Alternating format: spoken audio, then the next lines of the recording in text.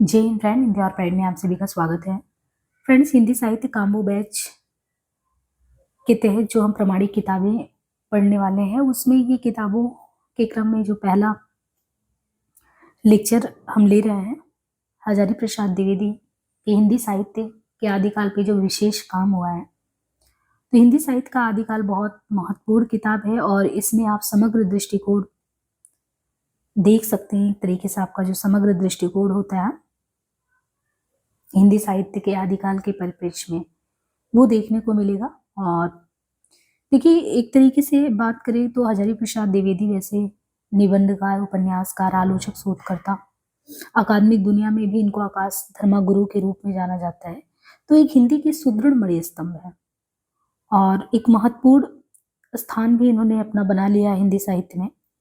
लगभग ये 23 वर्ष की अवस्था में ही 1930 ईस्वी में जो है बतौर अध्यापक ही विश्व भारती शांति निकेतन जो है वहाँ पे कार्यरत रहे 20 वर्षों तक। और जब वहाँ बतौर ये अध्यापक गए तो धीरे धीरे विश्वविद्यालय के माहौल में उन्होंने देखा बहुत कुछ हिंदी के परिप्रेक्ष्य में वहाँ पे जो उनके कह सकते हैं अग्रज रहे हों उनका बहुत ही प्रभाव इन पे देखने को मिलता है। और फिर हम जो ये अब हिंदी साहित्य के आदिकाल पे विशेष कार्य या नाथ साहित्य पे, कबीर साहित्य पे देखते हैं, वो यहाँ पे यानी नाथ पंथ है, कबीर है, आदिकालीन साहित्य है, इनकी जो गहरी रुचि है उसके तार इसी शांति निकेतन विश्व भारती से जुड़े हुए हैं। वहाँ पे क्षिति मोहन बाबू जो बतौर अध्यापक कार्यरत थे, उनकी पहली मुलाकात जो हुई थी तो इनकी पहली किताब जो सुर साहित्य था उनकी भूमिका भी इन्होंने लिखा। तो ये कह सकते हैं ना कि जो हमारे सामने कबीर जी पे और संत काव्य पे विशेष कार्य देखने को मिलता है, इसके प्रेरणा स्रोत क्षिति मोहन बाबू रहे। टैगोर जी भी हैं, बाकी क्षिति मोहन बाबू का प्रभाव पड़ा आगे इनको। एक तो बहुत ज़्यादा इन्होंने संस्कृत से प्रभावित होकर कार्य किया, उस पर आगे कह सकते हैं लैंग्वेज के तौर पे प्राकृत अपभ्रंश की तरफ मुड़े। और फिर आप ये जो आज हम पढ़ने वाले हैं हिंदी साहित्य का आदिकाल, ये इन्होंने बिहार राष्ट्र भाषा परिषद में 5 व्याख्यान दिया था। वही 5 व्याख्यान आपकी इस किताब में संकलित है, जिसमें प्रमुख तौर पे आप कह सकते हैं कि आदिकाल की विहंगम दृष्टि आपको सिद्धनाथ, जैन, अपभ्रंश साहित्य, मतलब कुछ भी शेष नहीं रहेगा, ये समझिए जो आप इसमें देखेंगे।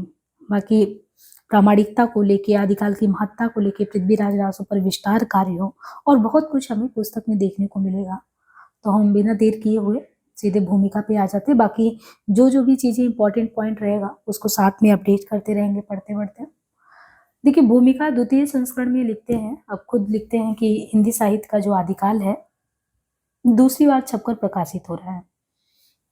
यह पुस्तक बिहार राष्ट्र भाषा परिषद के तत्वावधान में दिए गए 5 व्याख्यानों का संग्रह है। यानी बिहार राष्ट्र भाषा परिषद में इन्होंने जो 5 व्याख्यान दिए थे उसका ये संग्रह है।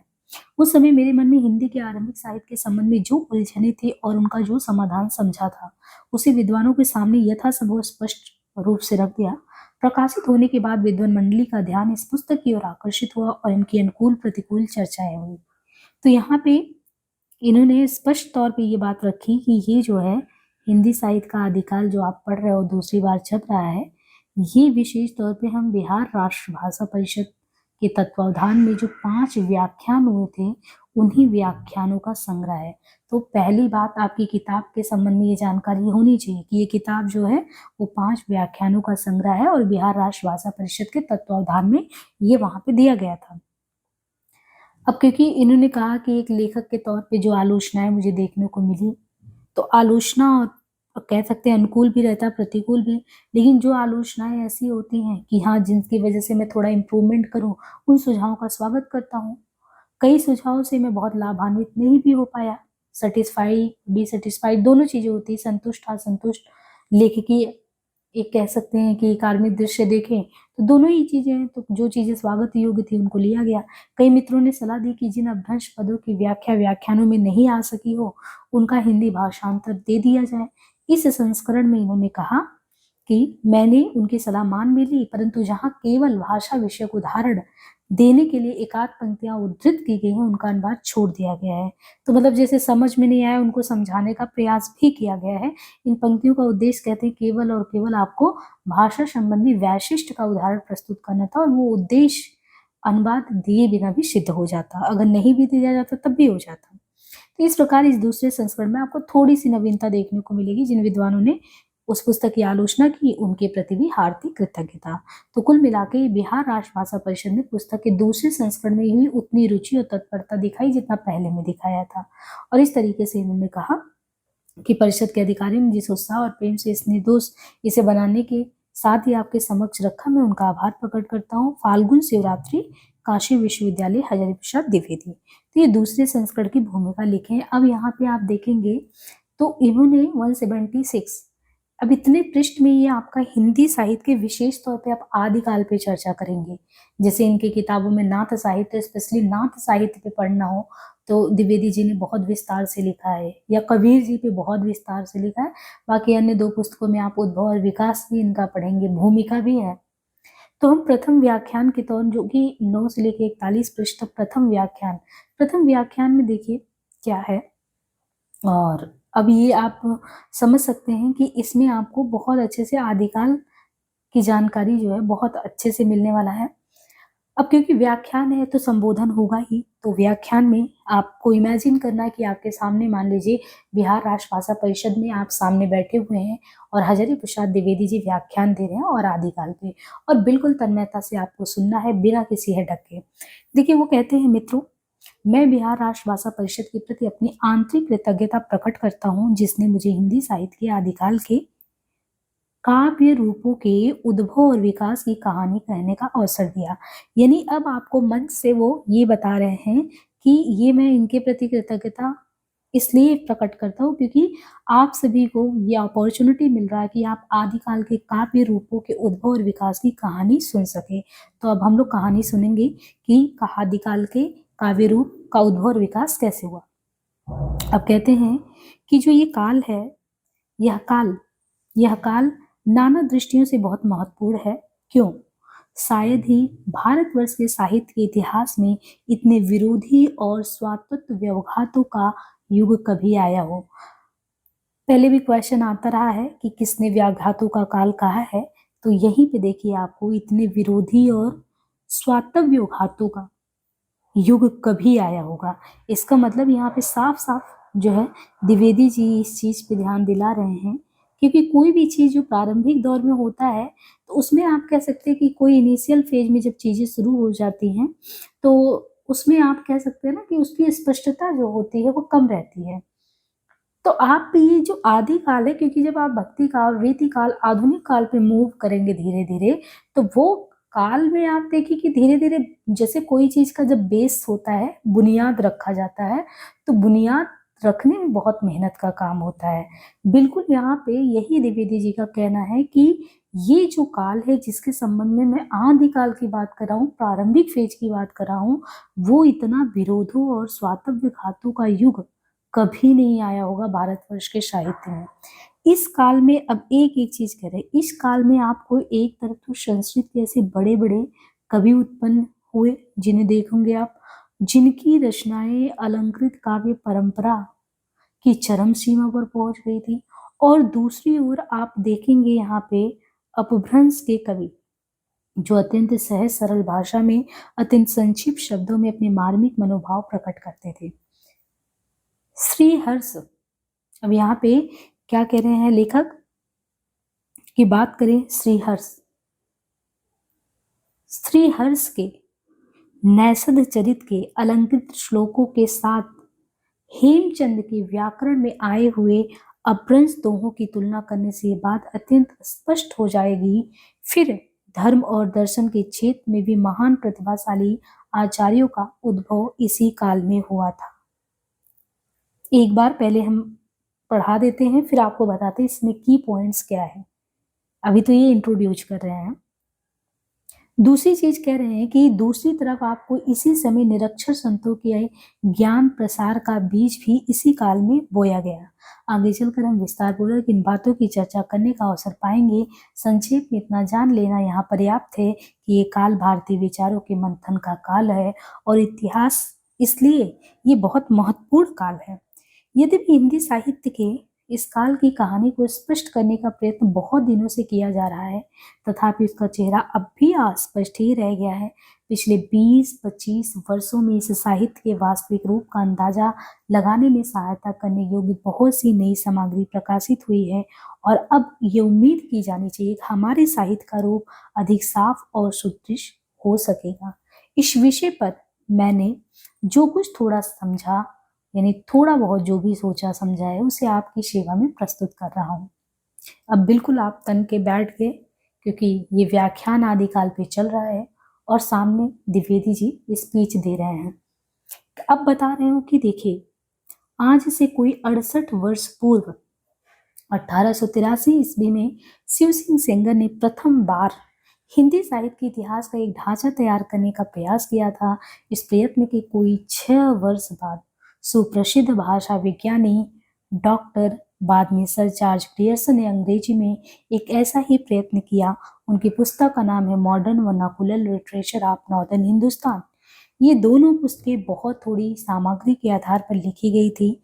इनमें कवियों और रचनाओं के विवरण संग्रह कर दिए गए थे, पर उनको किसी एक ही जीवन प्रवाह के चिन्ह रूप में देखने का प्रयत्न नहीं था। उन दिनों ये बात संभव भी नहीं थी। इतस्ततः विचित्र संयोग उपलब्ध पुस्तकों और सूचनाओं के आधार पर विचार प्रवाह की अविरल और अविच्छिन्न विचारधारा को खोज निकालना संभव नहीं था। अपने उत्कृष्ट रूप में वह अटकल की बात होती है और निकृष्ट रूप में गलत नतीजे तक ले जाने वाली। स्वर्गीय पंडित रामचंद्र शुक्ल ने इन पुस्तकों को कविवृत्ति संग्रह कहकर इनका बहुत ठीक परिचय दिया था। ईस्वी सन की 19वीं शताब्दी के बाद से काशी की सुप्रसिद्ध नागरी पिछाड़ी सभा ने पुरानी हिंदी ग्रंथों की खोज का कार्य शुरू किया और थोड़े ही दिनों में सैकड़ों अज्ञात कवियों और ग्रंथों का पता लगा लिया। सभा की खोज रिपोर्टों के आधार पर मिस्र बंधुओं ने सन 1913 ईस्वी में मिस्र बंधु विनोद नामक अत्यंत महत्वपूर्ण ग्रंथ लिखा, जो अपनी समस्त त्रुटियों और खामियों के बावजूद अत्यंत उपादेय है, लेकिन यह भी कविवृत्ति संग्रह ही है। यानी जब यहाँ पे इन्होंने इंद किया कि ये काल भारतीय विचारों के मंथन का काल है, तो हमें भी लगा कि भाई विचारों के मंथन का काल है, आपको कई लोगों के विचार देखने को मिलेंगे। इसलिए इन्होंने साफ कह दिया कि इस कहानी को स्पष्ट करने का प्रयत्न तो कर रहा हूँ, लेकिन क्योंकि बहुत चीजें अभी भी क्लियर नहीं है, अस्पष्ट है। लेकिन हुआ क्या है कि पिछले 20-25 वर्षों में जो है कुछ अंदाजा लग पा रहा है, बहुत सी नई सामग्री भी आई है, तो कुछ चीजें साफ हुई। और जब जो सुदृढ़ और साफ हुआ है, इस विषय पर मैंने क्या किया है, जो थोड़ा बहुत समझा वो आपके सामने रख रहा हूँ। तो हमें इनमें क्या क्या समझना है। यहाँ पे इन्होंने बोला 68 वर्ष पूर्व, यानी 1883 के बाद 68 वर्ष पूर्व किसका जिक्र किया है इतिहासकार ने? शिव सिंह सेंगर का। इन्होंने ही, शिव सिंह सेंगर ने ही पहली बार हिंदी साहित्य का एक, कहते ना कि एक पूरा ढांचा तैयार करने का प्रयास किया था। और इसके प्रयत्न के कोई कितने वर्ष बाद? 6 वर्ष बाद। किसकी बात? सुप्रसिद्ध भाषा विज्ञानी के तौर पर ये नाम लेते हैं ग्रियर्सन जी का। उन्होंने अंग्रेजी में ही एक ऐसा प्रयत्न किया कि एक पुस्तक का नाम है modern vernacular literature of northern Hindustan. ये दोनों पुस्तकें बहुत थोड़ी सामग्री के आधार पर लिखी, मतलब बहुत ज्यादा कंटेंट नहीं था। और क्योंकि इनमें एक ही चीज ध्यान रखना आपको कि कवि और रचना, कोई भी कवि, उनकी रचना, उनके ये विवरण संग्रह कर दिए गए थे, पर उनको किसी एक ही जीवन प्रवाह के चिन्ह के रूप में देखने का प्रयास नहीं था और संभव भी नहीं था, कह रहे थे उन दिनों। तो संयोग बस हुआ क्या, अब उतना कह रहे हैं कि अविरल और अविच्छिन्न विचारधारा को खोज निकालना संभव भी नहीं था। तो इन्होंने जो किया, अपने उत्कृष्ट रूप में वो अटकल की बात होती है और निकृष्ट रूप में गलत नतीजा। अब बात करते हैं स्वर्गीय पंडित शुक्ल की। इन्होंने पुस्तक को क्या कह दिया, कवि वृत्ति संग्रह कहकर इनका बहुत ठीक परिचय दिया था कि ये किताबें जो है कवि वृत्ति संग्रह है। अब ईसवी सन की 19वीं शताब्दी के बाद से काशी की सुप्रसिद्ध नागरी पिछाड़ी सभा, इसने पुराने जो हिंदी ग्रंथ थे उनकी खोज का काम शुरू किया और खोजते खोजते इसने सैकड़ों अज्ञात कवि और ग्रंथ का पता लगा लिया। जो काम वो लोग नहीं कर पाए, उतना कह रहे थे पॉसिबल भी नहीं था, प्रयास किया था, थोड़ा बहुत कंटेंट के साथ लिखा था, लेकिन नागरी पिछाड़ी सभा काशी से उसने शुरू किया और सैकड़ों अज्ञात कवि और ग्रंथ का पता लगा लिया। जब पता लग गया, खोज रिपोर्ट आया, तो उसके आधार पर मिश्र बंधु ने सन 1913 में क्या रखा, मिश्र बंधु विनोद, ये ग्रंथ लिखा जो अपनी समस्त त्रुटि और खामी के बावजूद, मतलब खामी भी है त्रुटि भी है, लेकिन ये चीज है कि द्विवेदी जी कह रहे हैं ये बहुत उपाधि है, इसकी उपयोगिता बहुत ज्यादा है, लेकिन बात तो ये भी है कि ये भी कवि वृत्ति संग्रह ही है। हिंदी साहित्य का सचमुच ही क्रमबद्ध इतिहास पंडित रामचंद्र शुक्ल ने हिंदी सबसागर की भूमिका के रूप में 1929 में प्रस्तुत किया। देखिए सचमुच कह रहे हैं, सचमुच वो भी क्रमबद्ध। बाद में कुछ परिवर्धन के साथ पुस्तकाकार प्रकाशित हुआ। शुक्ल जी ने पहली बार हिंदी साहित्य के इतिहास को कवि वृत्ति संग्रह की पिटारी से बाहर निकाला। ये कौन कह रहा है, द्विवेदी जी कह रहे हैं।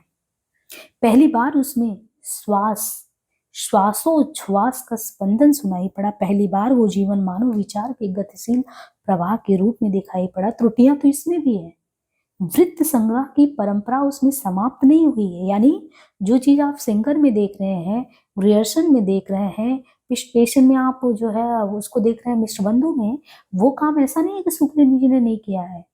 वृत्त संग्रह की परंपरा में तो उन्होंने भी जारी रखी है, लेकिन वृत्त संग्रह की परंपरा उनमें समाप्त नहीं हुई है और साहित्य को मानव समाज के सामूहिक चित्त की अभिव्यक्ति के रूप में ना देखकर केवल शिक्षित समझी जाने वाली जनता की प्रवृत्तियों के परिवर्तन विवर्तन के निर्देशक के रूप में ये देखा गया है।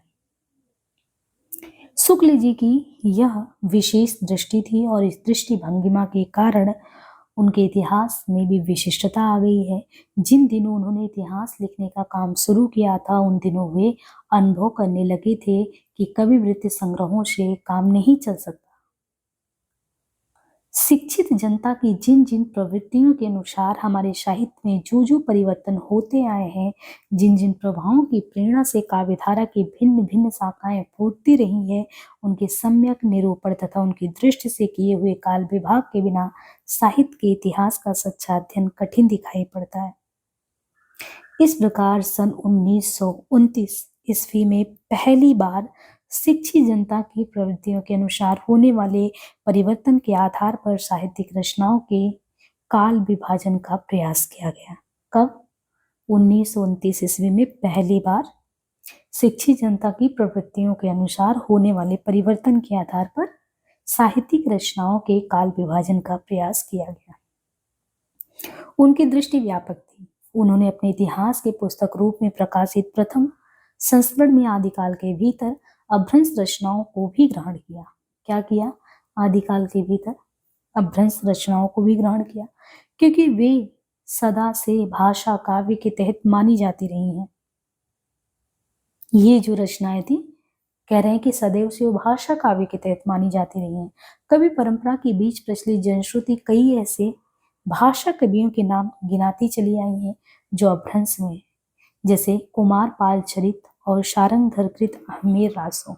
इसके पूर्व ही प्रसिद्ध विद्वान स्वर्गीय पंडित चंद्रधर शर्मा गुलेरी ने नागरी पिछाड़ी पत्रिका के नवीन संस्करण भाग 2 में बहुत जोर देकर बताना चाहा था कि अभ्रंश को पुरानी हिंदी ही कहना चाहिए। उनका यह निबंध अब नागरी पिछाड़ी सभा की ओर से पुस्तककार रूप में प्रकाशित हो गया है। गुलेरी जी ने तत्काल प्राप्त अभ्रंश रचनाओं का बड़ा सुंदर विवेचन किया था। किसने किया था? गुलेरी जी ने। परंतु प्रधान रूप से हेमचंद के व्याकरण में उदाहरण रूप में आए हुए दोहों तथा प्रबंध चिंतामणि तथा कुमार पाल प्रतिरोध में संग्रहित दोहों का ही उल्लेख किया गया था। इन पुस्तकों के बाद वे बहुत कम गए। सारंगधर पद्धति में प्राप्त हुए कुछ अभ्रंश वाक्यों का उल्लेख उन्होंने अवश्य किया। उन दिनों अभ्रंश की बहुत थोड़ी ही रचनाएं उपलब्ध थी। उन दिनों क्या था, अभ्रंश की बहुत थोड़ी रचनाएं थी। वस्तुतः गुलेरी जी ने, उनका स्वर्गवास हुआ तो उसके बाद अभ्रंश की जो महत्वपूर्ण रचनाएं प्राप्त होने लगी। हिंदी साहित्य का ये अत्यंत भयंकर दुर्भाग्य ही कहा जाना चाहिए कि गुलेरी जी जैसा पारखी भाषाविद और साहित्य रसिक अभ्रंश की उस समस्त सामग्री को देखने का अवसर नहीं पा सका जो आज उपलब्ध है, लेकिन वो नहीं देख पाए। गुलेरी जी तो भाषा के पारखी थे, संस्कृत, प्राकृत आदि साहित्य के जानकार थे और सच में सच्चे रसमर्मज्ञ थे। अत्यंत अल्प अवस्था में वे महाकाल के दरबार में बुला लिए गए। अब यहाँ पे इन्होंने क्या कहा,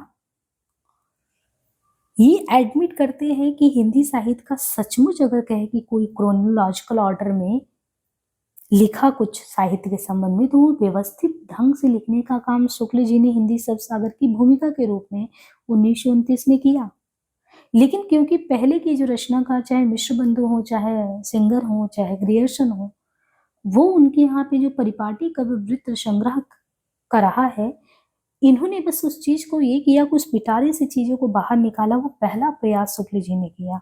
लेकिन जो शुक्ल जी ने अलग किया, वो पहली बार स्वाच और श्वास ये स्पंदन सुनाई पड़ना या मानव विचार की गतिशील प्रवाह को अपने साहित्य में तमाम त्रुटियों के बावजूद जगह देना, वो चीज इन्होंने किया। इन्होंने वृत्त संग्रह की परंपरा समाप्त नहीं की, लेकिन इन्होंने मानव समाज के सामूहिक चित्त की अभिव्यक्ति जो देनी थी, वो कह रहे हैं कि वृत्त संग्रह की परंपरा उनमें समाप्त नहीं हुई है और साहित्य को मानव समाज के सामूहिक चित्त की अभिव्यक्ति के रूप में ना देखकर केवल शिक्षित समझी जाने वाली जनता की प्रवृत्तियों के परिवर्तन विवर्तन के निर्देशक के रूप में इसमें देखा गया है। तो वृत्त संग्रह की परंपरा नहीं समाप्त हुई, केवल और केवल किस चीज को ध्यान में रख के किया गया, द्विवेदी जी कह रहे हैं शिक्षित समझी जाने वाली जनता की प्रवृत्तियों को ध्यान में रख के एक निर्देशक के रूप में इसे देखा गया है। तो शुक्ल जी की यही कह रहे हैं कि विशेष दृष्टि थी देखने की और इसकी वजह से विशिष्टता भी आई।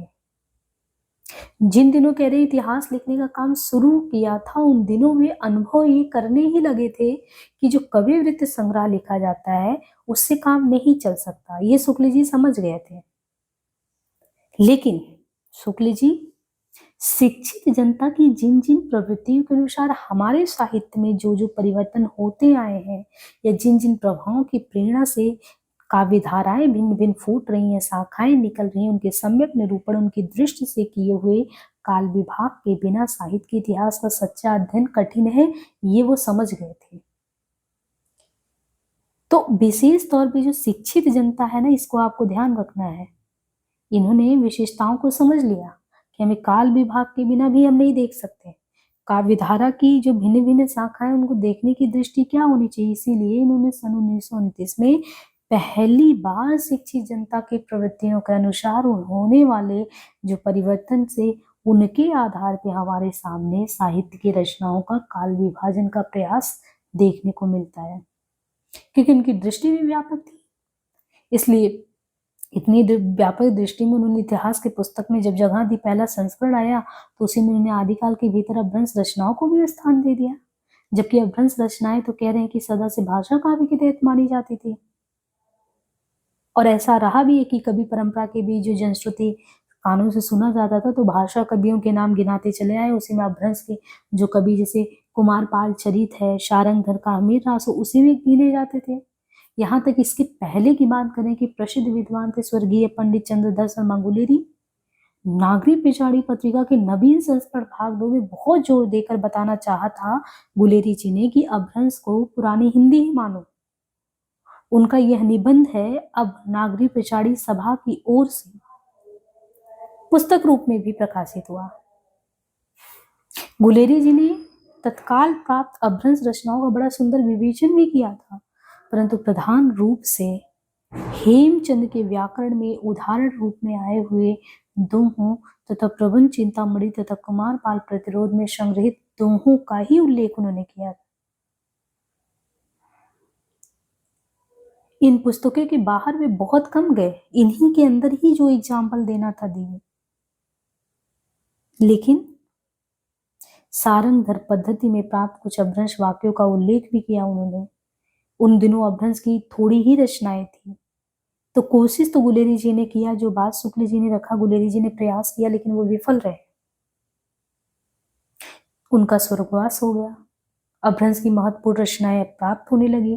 तो एक तरीके से ये हिंदी का कहने दुर्भाग्य ही कहना चाहिए ना, कि एक पारखी व्यक्ति, एक पारखी भाषाविद, साहित्य रसिक, जो अपभ्रंश की समस्त सामग्री को देखने का अवसर ही नहीं पाया। आज तो उपलब्ध है, पर वो नहीं कर पाया उस चीज को। भाषा के पारखी थे, संस्कृत प्राकृत आदि साहित्य के वो जानकार थे, सच्चे रसमर्मज्ञ थे, और इतनी अल्पावस्था में वे महाकाल के दरबार में चले गए। गुलेरी जी के जीवित काल में यद्यपि अपभ्रंश साहित्य का बहुत अधिक प्रकाशन नहीं हुआ था उनके रहते हुए, लेकिन ये नहीं कहा जा सकता कि भाषा और साहित्य के विषय में कुछ चर्चा हुई ही नहीं थी। गुलेरी जी के प्रबंध में ऐसी कई रचनाओं के संबंध में चर्चा नहीं मिलती। गुलेरी जी के प्रबंध में कह रहे हैं ऐसे कई रचनाओं के संबंध में चर्चा नहीं मिलती जिनका प्रकाशन उनके जीवन काल में हो चुका था, मतलब हुआ था, लेकिन उनकी किताबों में उनका जिक्र नहीं मिलता। संभवतः उनको समय नहीं मिला हो और वे प्रबंध को आगे बढ़ा नहीं पाए हो, बीच में ही सब कुछ को छोड़कर उन्हें चल देना पड़ा।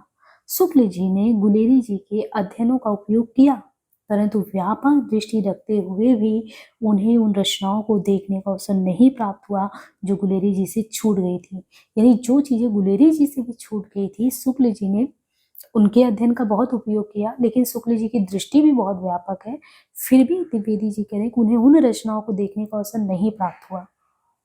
ये तो पहले ही कहा गया है कि सन 1883 ईस्वी में हिंदी साहित्य के इतिहास की पहली रूपरेखा तैयार कर ली गई थी।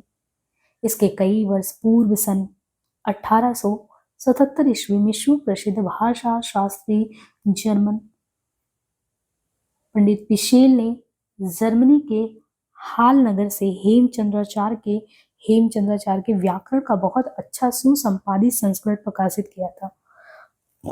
आज भी यह ग्रंथ भाषा शास्त्री के लिए उतनी ही महत्वपूर्ण बना हुआ है जितना कभी भी था। हेमचंद ने अपने व्याकरण के अंत में अपभ्रंश भाषा का व्याकरण दिया है और उदाहरण बनाने के लिए ऐसे पूरे दोहे उद्धृत किए हैं जिनमें वे पढ़ाए हैं। पिशेल ने अन्य प्राकृतों के साथ अपभ्रंश का भी विवेचन किया था। बाद में केवल अपभ्रंश हंस को लेकर उन्होंने एक विस्तृत विवेचनात्मक पुस्तक लिखी, भामा और डंडी। सप्तम शताब्दी के समय में अपभ्रंश का साहित्य वर्तमान था। बाद के रुद्र, राजशेखर, भोज आदि आलंकारिकों ने भी अपभ्रंश की चर्चा की है, इसलिए यह तो पिशेल ने अनुमान कर ही लिया था कि अपभ्रंश का बहुत विपुल साहित्य इस देश में वर्तमान था, परंतु इस भाषा के व्याकरण के संबंध में कठिन परिश्रम के साथ पुस्तक तैयार करने के बाद भी उन्हें इस बात का दुख था कि अपभ्रंश का विपुल साहित्य खो गया है। फिर भी उन्होंने अपभ्रंश साहित्य की रचनाओं को खोजने में कोई बात उठा नहीं रखी। हेमचंद के व्याकरण में प्राप्त दोहों के अतिरिक्त उन्होंने विक्रमोर्वशी, सरस्वती कंठाभरण, वेताल, पंचविंशति, सिंहासन, द्वित्रिशंतिका और प्रबंध चिंतामणि आदि ग्रंथों में पाए जाने वाले अपभ्रंश पद्यों को तथा प्राकृत पैंगलम में उदाहरण रूप से उद्धृत कविताओं को ढूंढ निकाला। सन 1902 ईस्वी में उन्होंने मटेरियलियन सुर कंटिनेंस टेंस ऑफ फ्रेंच नामक पुस्तक को अपने प्राकृत व्याकरण का परिशिष्ट कहकर प्रकाशित किया। इसके बाद उनका स्वर्गवास हो गया। पिशेल अपभ्रंश के पाणिनि थे। सुप्रसिद्ध विद्वान मुनिजन विजय जी ने इस पंडित या पूर्व कृतियों को देखकर उल्लास के साथ कहा कि ये महाविद्वान पाणिनि स्मृत आपिशिल नामक व्याकरण का पुनरुत्तार तो नहीं था। मुनि जी ने पौन श्रीचरयु नामक अपभ्रंश काव्य की प्रस्तावना में अपभ्रंश साहित्य के प्रकाश में आने की मनोरंजक घटना का वृत्तांत दिया। सचमुच ही अपभ्रंश की रचनाओं का पाया जाना हमारे देश के साहित्यिक इतिहास में उल्लेखित करने वाली घटना है।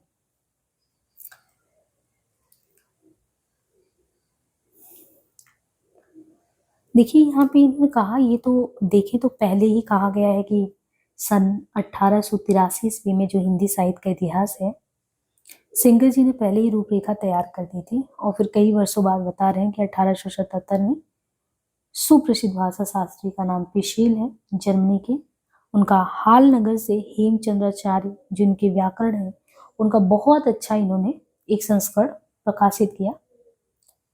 और ये जो व्याकरण के संदर्भ में कहें कि भाषा शास्त्रियों के लिए जो हेमचंद्राचार्य जी का व्याकरण है वो उतना ही महत्वपूर्ण है जितना कभी था।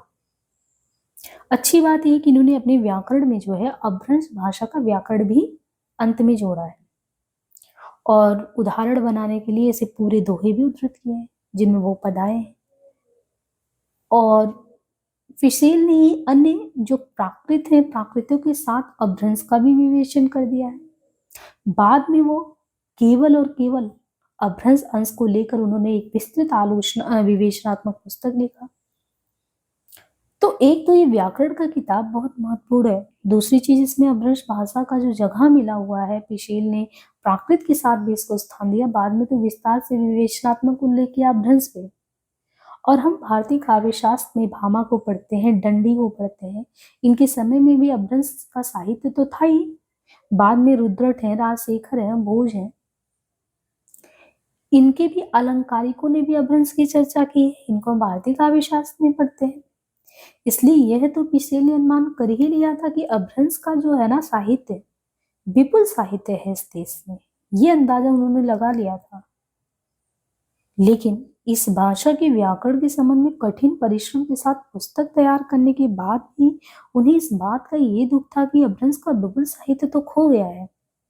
फिर भी उन्होंने अपभ्रंश साहित्य की रचनाओं को खोजने में कोई बात उठा नहीं रखी। हेमचंद का जो व्याकरण है उनमें प्राप्त दोहे हैं, उनके अलावा उन्होंने विक्रमोर्वशीय, सरस्वती कंठाभरण, वेताल पंचविंशति, सिंहासन द्वितीयशंतिका, प्रबंध चिंतामणि आदि ग्रंथों में पाए जाने वाले जो अपभ्रंश के पद्य थे उन पद्यों को तथा प्राकृत पैंगुलम में जो उदाहरण रूप से उद्धृत कविताओं को उन्होंने ढूंढ निकाला। किसने? पिशेल ने। और इस तरह उन्होंने सन 1902 ईस्वी में माटेरिया लियंसुर कैंटनिश डेस अपभ्रंश नामक पुस्तक को अपने प्राकृत व्याकरण का परिशिष्ट कहकर प्रकाशित कर दिया। इसके बाद उनका स्वर्गवास हो गया। पिशेल अपभ्रंश के पाणिनि थे। देखिए, ये आपको पता होगा? नहीं, पिशेल को अपभ्रंश का पाणिनि क्यों कहेंगे? कितना उन्होंने कार्य किया इसके लिए, फिर भी अंतर से संतुष्टि का भाव नहीं है। सुप्रसिद्ध विद्वान मुनिजन विजय जी ने इस पंडित की अपूर्व कृतियों को देखकर उल्लास के साथ ये कहा है कि यह महाविद्वान पाणिनि स्लित और पिशल नामक व्याकरण का पुनर्अवतार तो नहीं था।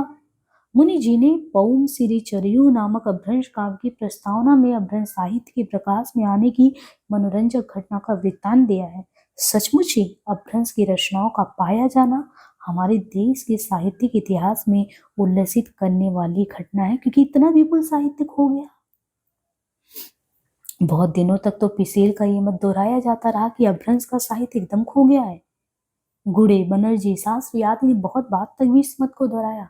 गुलेरी जी को कुमार पाल प्रतिरोध को देखने का अवसर मिल गया था, परंतु विश्वास उनका यही था कि अपभ्रंश भाषा का साहित्य प्राय लुप्त हो चुका है। कुछ रचनाएं तो उनके जीवित काल में प्रकाशित भी हो चुकी थी, पर उनकी ओर उनका ध्यान गया नहीं था। और इस तरह सन 1913 से 14 में डॉक्टर हरमन याकोबी नामक जर्मन पंडित इस देश में आए। जैन शास्त्रों के अध्ययन में उन्हें यश प्राप्त हो चुका था। किसको? हरमन याकोबी को। अहमदाबाद के जैन भांडार का निरीक्षण करते हुए उन्हें एक साधु के पास भविष्य कहा नामक पुस्तक देखने को मिली। देखकर वे फड़क उठे, यह अपभ्रंश का काव्य है, ये तो अपभ्रंश का काव्य था। उन्होंने बड़ी कठिनता से उस पुस्तक की प्रतिलिपि कराई और उसका फोटो लिया। फिर उन्हें राजकोट के एक अन्य जैन मुनि के पास नेमिनाथ चरित प्राप्त हुआ। जब याकोबी अपने देश को लौटे तब यूरोप का प्रथम महायुद्ध छिड़ गया था, यानी 1914 में महायुद्ध छिड़ गया था और उनके द्वारा प्राप्त ग्रंथों का प्रकाशन रुक गया।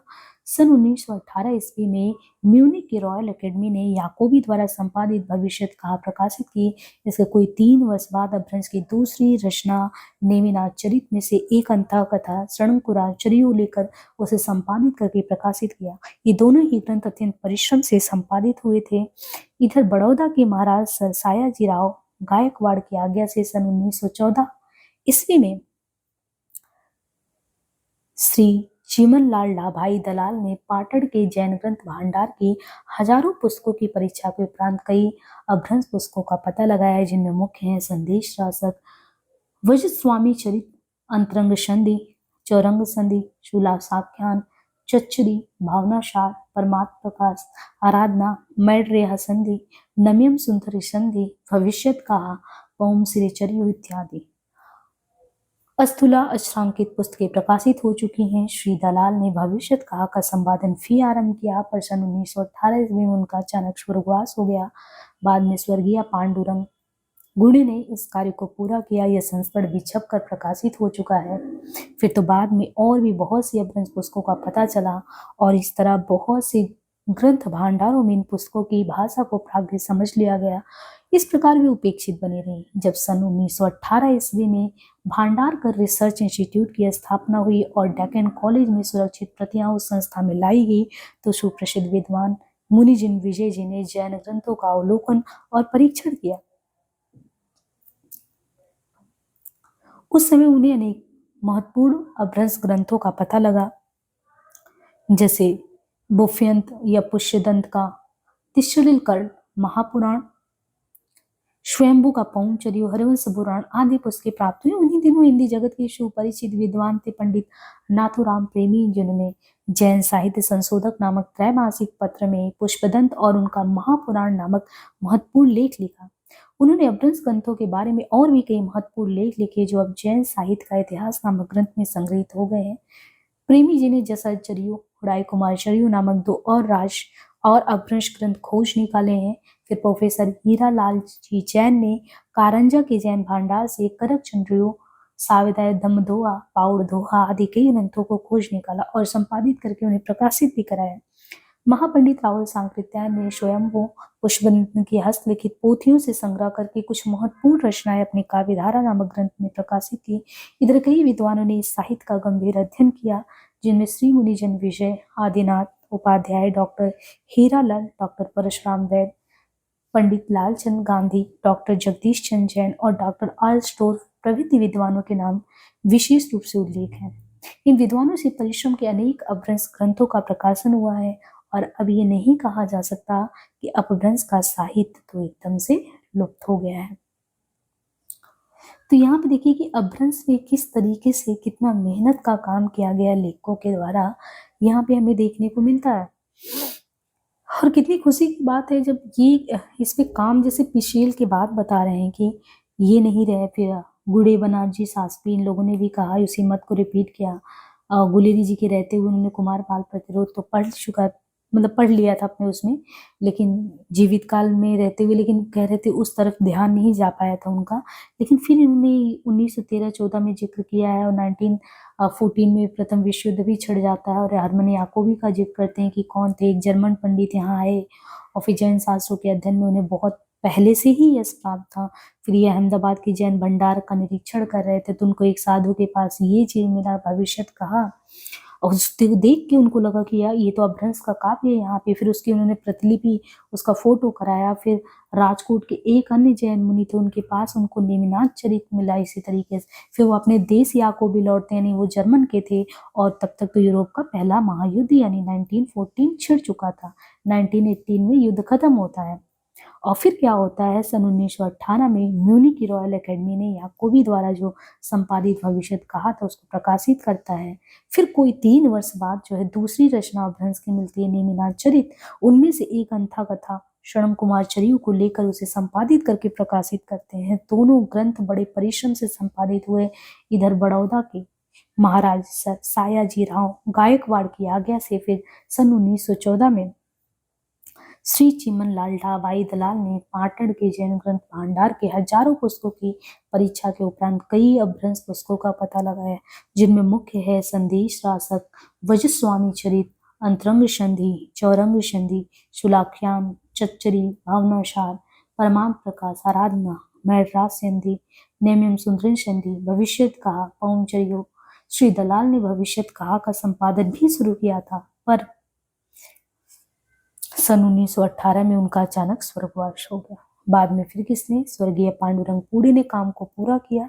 संस्करण छप के आया भी, फिर तो बाद में बहुत सारी अपभ्रंश पुस्तकों का पता चलने लगा और बहुत से तो ग्रंथ भांडारों में इन पुस्तकों की भाषा को प्राकृत लोग समझ लेते थे, ये भी है। उपेक्षित हो रह गए क्योंकि उनको अपभ्रंश के अंदर समझ ही नहीं गया।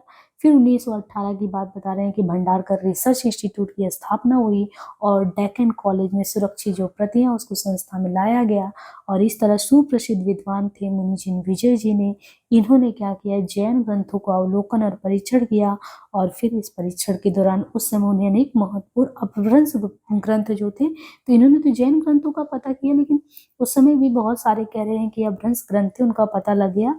अब यहाँ पे जैसे बुफेंत या पुष्पदन, तिशलिप महापुराण, स्वयंभू का पौंचर्य, हरिवंश पुराण। उन्हीं दिनों हिंदी जगत के सुपरिचित विद्वान कौन थे, नाथुराम प्रेमी। उन्होंने जैन साहित्य संशोधक नामक त्रैमासिक पत्रिका में पुष्पदंत और उनका महापुराण ये महत्वपूर्ण लेख भी लिखा था। उन्होंने अपभ्रंश ग्रंथों के बारे में भी नाथुराम जी ने कई महत्वपूर्ण लेख लिखे जो अब जैन साहित्य के इतिहास नामक ग्रंथ में है। प्रेमी जी ने जसचर्यु, राय कुमार चर्य नामक 2 और अपभ्रंश ग्रंथ खोज निकाले। फिर प्रोफेसर हीरालाल जी जैन ने कारंजा के जैन भांडार से करकनचर्यो, सावधान दोहा, पाउड़ दोहा इन ग्रंथों की खोज की, संपादित किया, प्रकाशित किया। महापंडित राहुल सांकृत्यायन ने स्वयंभू पुष्पदंत की हस्तलिखित पोथियों से संग्रह करके कुछ महत्वपूर्ण रचनाएं अपने काव्यधारा नामक ग्रंथ में प्रकाशित की। इधर कई विद्वानों ने साहित्य का गंभीर अध्ययन किया जिनमें श्री मुनि जिनविजय, आदिनाथ उपाध्याय, डॉक्टर हीरालाल, डॉक्टर परशुराम वैद्य, पंडित लालचंद गांधी, डॉक्टर जगदीश चंद्र जैन, डॉक्टर आर स्टोर प्रभृति विद्वानों के नाम विशेष रूप से उल्लेखनीय होंगे। इन विद्वानों से परिश्रम के अनेक अपभ्रंश ग्रंथों का प्रकाशन हुआ और अब ये नहीं कहा जा सकता कि अपभ्रंश का साहित्य एकदम गायब हो गया है, अब तो नहीं कह सकते। सन 1950 ईस्वी में श्री कस्तूरचंद काशलीवाल एम.ए. शास्त्री के संपादकीय में आमेर शास्त्र भांडारकर जयपुर के ग्रंथों का एक प्रशस्ति संग्रह छपा, प्रकाशित हुआ, जिसमें लगभग कहते 50 अपभ्रंश ग्रंथों की प्रशस्तियां संग्रहित है। इनमें कुछ का तो विद्वानों को पहले से भी पता था, जैसे कुछ नई भी है। इनमें जैसे स्वयंभू है, पुष्पदंत है, पद्मकीर्ति है, वीर है, नैमिंद है, श्रीधर है, श्रीचंद है, हरिशेण है, अमर कीर्ति, यशा कीर्ति, धनपाल, श्रुति कीर्ति, माणिक्यराज और रैदू। अधिकांश रचनाएं 13वीं सदी के बाद की बताई गई हैं, पर उसके बाद भी 16वीं सदी तक अपभ्रंश में रचनाएं होती रही हैं। इस प्रशस्ति संग्रह के रैदू, यशा कीर्ति, धनपाल, श्रुति कीर्ति, माणिक्यराज 14वीं और उसके बाद की शताब्दियों के कवि हैं। ये ग्रंथ अधिकतर जैन ग्रंथ भांडारों में ही प्राप्त हुए हैं और अधिकांश जैन कवियों के ही लिखे हुए हैं। स्वभावतः ही इनमें जैन धर्म की महिमा बताई गई है और उस धर्म के स्वीकृत सिद्धांतों के आधार पर ही जीवन बिताने का उपदेश दिया गया है, परंतु इस कारण से इन पुस्तकों का महत्व कम नहीं हो जाता। बाद की जो हिंदी साहित्य के काव्य रूप के अध्ययन में ये पुस्तकें तो बहुत सहायक हुई हैं, किंतु ये नहीं समझना चाहिए कि जो जैन इतर मूल हैं, जैन इतर मूलों से अपभ्रंश का साहित्य एकदम मिला ही नहीं। मिला सन 1902 ईस्वी में चंद्र मोहन घोष ने प्राकृत पैंगलम नामक छंदो विधान के ग्रंथ का संपादन समाप्त किया था। इसका प्रकाशन बिब्लियोथिका इंडिका सीरीज में हुआ। इसमें बहुत सी अपभ्रंश कविताएं संग्रहित थी। यदि वो बहुत पहले ही पिसेल ने इस पुस्तक में संग्रहित कविताओं पर विचार किया था, फिर भी दीर्घकाल तक पुराने हिंदी साहित्य की आलोचना के प्रसंग में इस ग्रंथ की उपेक्षा ही होती रही। बहुत बाद में जाकर आचार्य रामचंद्र शुक्ल जी ने इस पुस्तक में संग्रहित रचनाओं का उपयोग किया था। संबत 1323 वंगाब्द अर्थात सन 1916 ईस्वी में महामहोपाध्याय पंडित हरप्रसाद शास्त्री ने बौद्ध गान व दोहा नाम से कुछ अपभ्रंश की पुस्तकें प्रकाशित कराई। इन पुस्तकों की भाषा को उन्होंने प्राचीन बांग्ला कहा। पुस्तक नाना दृष्टियों से बहुत महत्वपूर्ण थी, परंतु जान पड़ता है कि वांगाक्षरों से छपी होने के कारण हिंदी के विद्वानों का ध्यान इसकी ओर उस समय नहीं गया। इनके दोनों की भाषा में परिनिष्ठित या स्टैंडर्ड अपभ्रंश के रूप ही मिलते हैं, पर पदों में पूर्वी प्रदेश की भाषा के चिन्ह भी। इन चिन्हों को देखकर कभी इस भाषा को बांग्ला का पूर्व रूप कहा गया है, तो कभी मैथिली और मगही का, और कभी तो भोजपुरी का। कुछ लोगों ने इसमें उड़िया भाषा का पूर्व रूप भी देखा है। निसंदेह हिंदी साहित्य के परवर्ती काव्य रूपों के अध्ययन की दृष्टि ये पुस्तक अत्यंत ही उपादेय है। इस पुस्तक के प्रकाशन के करीब 20 वर्ष बाद महापंडित राहुल सांकृत्यायन ने इन रचनाओं की ओर हिंदी के विद्वानों का ध्यान आकृष्ट किया। अपनी तिब्बत यात्रा में वे इस श्रेणी के कुछ और साहित्य का भी पता पा चुके थे। राहुल जी ने बताया कि इन पदों की भाषा को बांग्ला नहीं हिंदी कहना चाहिए। राहुल जी की इस मत का समर्थन और विरोध काफी मात्रा में हुआ। हिंदी साहित्य का विद्यार्थी उसे थोड़ा बहुत परिचित ही है, इसलिए उस विवाद में पढ़ने की यहाँ कोई आवश्यकता है नहीं। जो बात निसंदिग्ध है वो यह है कि इस पुस्तक की भाषा में भारतवर्ष के पूर्वी प्रदेशों की भाषा के लक्षण मिल जाते हैं। उनकी इस भाषा को बांग्ला, मैगी, मैथिली, भोजपुरी, उड़िया सभी का पूर्व रूप कहा जा सकता है। ध्यान देने की बात तो ये है कि इन पुस्तकों में जिन काव्य रूपों का परिचय मिलता है वो बांग्ला में अब लुप्त हो चुके हैं, परंतु हिंदी में अभी तक जी रहे हैं। दोहों की प्रथा बंगाल के साहित्य में कभी रही ही नहीं, और सही बात तो ये है कि बांग्ला भाषा की एक ऐसी उच्चारणगत विशेषता है कि दोहा छंद उसमें जम ही नहीं पाता। मैं ये तो नहीं कहता कि बंगाल का कोई कुशल कवि चाहे तो भी बांग्ला को दोहे छंदों में ढाल ही नहीं सकता, परंतु इतना अवश्य कहना चाहता हूँ कि बांग्ला भाषा की प्रकृति दोहों के अनुकूल नहीं है।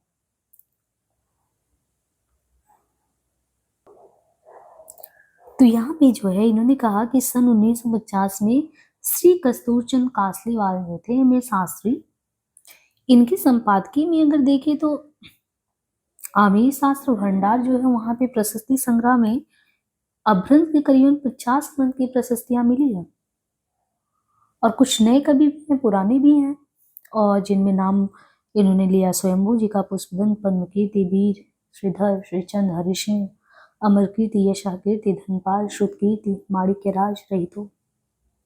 अधिकांश रचनाएं 13वीं शताब्दी के बाद की बताई गई हैं, पर उसके बाद भी 16वीं शताब्दी तक अपभ्रंश में रचनाएं होती रही। इस प्रशस्ति संग्रह के रेदु, यशाकीर्ति, धनपाल, श्रुतकीर्ति, माणिक्यराज और ये ग्रंथ जो है कहते ज्यादातर कहाँ मिले? जैन ग्रंथ भंडारों में। और किसने ज्यादातर लिखा है? जैन कवियों ने ही लिखा है।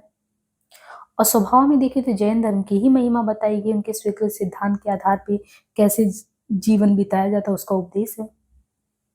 लेकिन इससे इन पुस्तकों का महत्व कम नहीं होता, बहुत हिंदी साहित्य के जो काव्य रूप को समझने में बहुत सहायक हैं पुस्तकें। इसीलिए कह रहे हैं कि ये भी मत समझो कि जो जैन धर्म के इतर मूलों से अपभ्रंश की जानकारी मिलती है वो एकदम ही नहीं मिली है। उसी क्रम में ही तो 1902 में चंद्रमोहन घोष ने प्राकृत पैंगलम नामक छंदो विधान के ग्रंथ का संपादन समाप्त किया, और इसका प्रकाशन तो बिब्लियोथिका इंडिका सीरीज में हुआ था।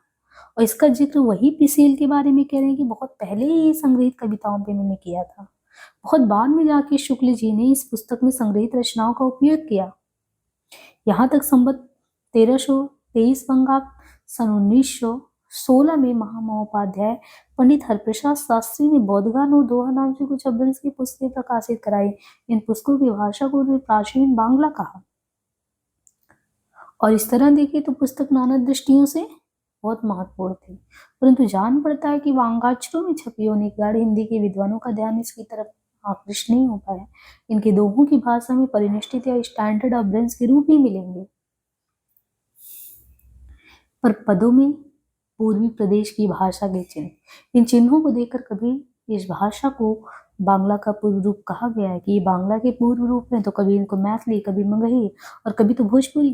कुछ लोगों ने तो इसमें उड़िया भाषा का पूर्व रूप देख लिया। तो हिंदी साहित्य के परवर्ती काव्य रूपों के अध्ययन के दृष्टि ये पुस्तक बहुत ही उपादेय है। इस पुस्तक के प्रकाशन के करीब 20 वर्ष बाद कह रहे हैं कि सांकृत्यायन ने इन रचनाओं की ओर हिंदी के विद्वानों का ध्यान आकृष्ट किया है।